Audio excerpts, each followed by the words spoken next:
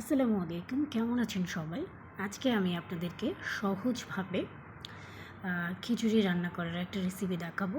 তো আমি শীতকালীন বিভিন্ন সবজি নিয়ে নিয়েছি।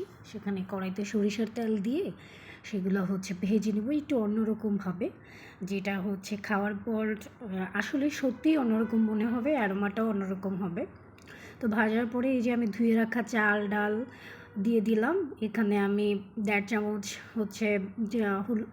মরিচ গুঁড়া, 1 টেবিল চামচ হলুদ গুঁড়া, জিরা গুঁড়া দিয়েছি পরিমাণ মতো, একটু বেশি দিয়েছি। তারপর 1 টেবিল চামচ ধনে গুঁড়া,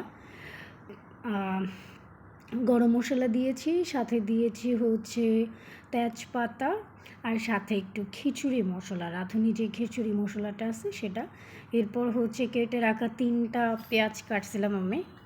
কোনো কিছুতেই যদি আপনি একটু পেঁয়াজটা বেশি দেন তাহলে খেতে ভালো হয়। তারপরে একটা টমেটো দিয়ে দিয়েছিলাম, ছোটো ছোটো করে কেটে নিয়েছি। দেন এটাতে আমি আদা রসুন বাটা 2টা টেবিল চামচ দিয়েছি। তো এখন অনেকে এটাকে মেখে একটু কষিয়ে নেয়, সেটাও করতে পারেন। সাথে আরেকটু আমি তেল অ্যাড করে দিলাম। লবণ দিবেন, লবণটা আমি পরে দিয়েছি, শুরুতে ভুলে গিয়েছিলাম। কাঁচামরিচ দিয়ে নিচ্ছি। এরপর এটা ব্যাচেলারদের জন্য খুবই উপকারী হবে। একদম এখন পানিটা দিয়ে দেবেন, অর্থাৎ যে পরিমাণ চাল ডাল নেবেন তার ডাবল পানি দিলেই হবে। তাহলেই দেখবেন এটা, যেহেতু আমি ভাতের চালে রান্না করতেছি, সো একেবারে ঝরঝরা তো হবে না, মোটামুটি ঝরঝরা হবে, খেতেও ভাল লাগবে।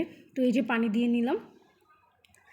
তো এইটা আমি প্রায় 7-8 মিনিটের জন্য হাই আছে বসায় দিব, যাতে সব কিছু মিশে ভালো করে।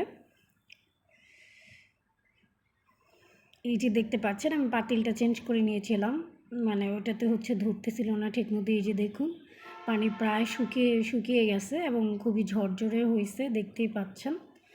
আমার খিচুড়ি প্রায় হয়ে গেছে। এটাতে এখন আমি ধনেপাতা অ্যাড করে নিলাম এবং একটু ঢেকে নিয়ে, and that's the final look. C